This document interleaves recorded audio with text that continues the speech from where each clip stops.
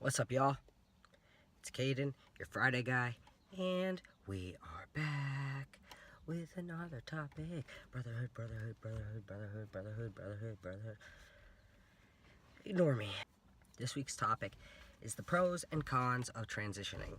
And sorry that my voice is cracking, I'm kind of sick. We like to recognize the pros of our transitions all the time. I mean, even if you're living stealth, you celebrate the things that are changing in your own way. The obvious things of the pros, where you finally get to live authentically. My mental health has severely gotten better since I started transitioning. And that's because I'm more comfortable within myself, so external things don't matter. My muscles and my body is the way that I've always seen it to be. Another pro is after making the decision to transition, I don't feel pressured anymore to try to fit society's standards. I am who I am, and nobody can tell me any different. And that is something that I think truly came out of me being strong enough to come out and start this transition and go through all of this stuff and deal with this on a regular basis. Another pro of my transition has been that my outlook on some things has changed. I have become more knowledgeable about things that I wasn't before. I've become more well-spoken than I was prior to my transition, simply because I constantly am in front of people and explaining what it means to be trans and my transition and my story to people, and I'm getting the word out and being visible and being active and being an advocate for the community. And I want people to see us as normal people, educated people, while also getting to know me. But the more well-spoken and the more a likeness that we have to people outside of our community, the better off we are when trying to make them understand us. I don't want to go too deep into the pros because I feel like the pros are pretty self-explanatory. We see the pros, everybody talks about the pros, but our community has a very big stigma on talking about the cons, dealing with the cons, and acknowledging that they're there and they're gonna happen. And that's okay. It's okay to want to transition, and it's okay to start transitioning, and it's okay for things to not be perfect. There's cons to everything in life, and that doesn't mean just the bad decision. That means both. There's cons to all of them. So some of the cons that I've noticed in my own personal life, I have always stayed to myself. What happened when I transitioned was that it kind of put me on the outskirts of everything. I really don't like to go out, and I'd rather stay home and just hang out. I don't like alcohol. All of the guys that I know, that's what they want to do. They want to go out, they want to hang out, they want to party, they want to drink, they want to go out to bars. I'm not into that. So it's been very difficult for me to find guy friends. That's been a struggle. I don't feel like I have one close guy friend. I have guys that I play softball with and stuff like that, and like we're chill and cool, and I'd consider them my friends, but I'm not close with really any of them or anything like that. So that became a problem. My very best friends are all female, and I get a lot of crap about that because everybody thinks that we're always hooking up, and you know, we're not. They're my best friends. Another con is that I don't like the way I hear some guys talk about women.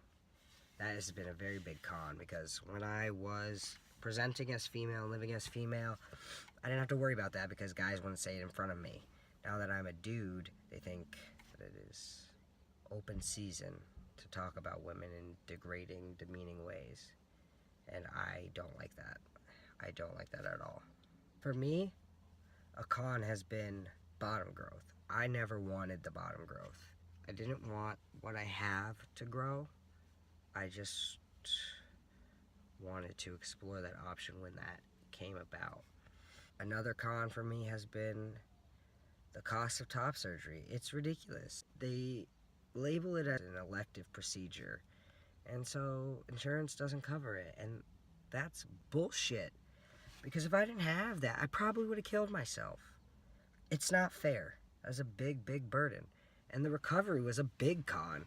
Top surgery recovery was awful for me. I hated every minute of it. I'm so happy that I did it. I love my results. I think my doctor did a fantastic job. But the recovery was so brutal.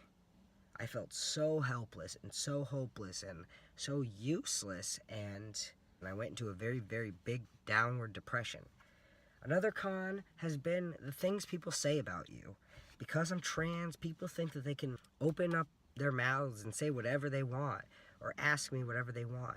And I'm not a person that gets offended very easily, but there are certain things that I'm not going to answer out in public in a big group or in the middle of the grocery store, in the middle of Walmart. Like, there's just some things I will not answer there. If you want to come to me in private, we can have a conversation. I will answer almost any question that you have. If you are curious or you don't know or you want to know or whatever, I don't have a problem answering most questions. Like, there are very few things that I will say no. Also, another con for me has been people not agreeing with being trans and having things to say about that. And people just come out of the woodwork and just say all types of disrespectful things. I got beat up in a bathroom because people didn't agree with my transition when it has nothing to do with them and it wasn't affecting them at all. But, you know, it is what it is. Another con for me is I'm a huge sports guy, and I've always been into sports. I didn't start male, so I wasn't producing testosterone like the guys I play sports with now. So they're stronger than me and bigger than me, and that's a big con for me because I can't hit as hard as them. I can't throw as hard as them. I can't do these things, and I had to learn that my body has limitations, and there's things that I'm just not going to be able to do right now. And I could go to the gym. I could work on that and work towards being stronger, and so that I can do some of those things, but I'm never going to grow. And I've just kind of had to figure out how to deal with that. I don't want to drag this out because it seems like I had a lot more cons than pros, but I wanted to end it with the biggest pro that I have had in this transition was meeting my girlfriend. That honestly wouldn't have happened if I didn't start transitioning. I don't think we would have ever crossed paths if that wasn't the case. And I'm so, so, so happy for that because she is my biggest fan, and every time I get a new hair or every time my fuzz grows back or my mustache grows back, she likes to pet it and point it out. Or if my voice gets a little bit deeper because it's changing again, she always points it out, and she makes me feel so good, and I don't have to worry about my dysphoria kicking in because she just knows how to keep it at bay. I hope everybody going through this can find somebody like that because it really is the best thing that could happen to somebody. If you find that person, all of the burden that you're going to carry within yourself, you won't have to go through alone.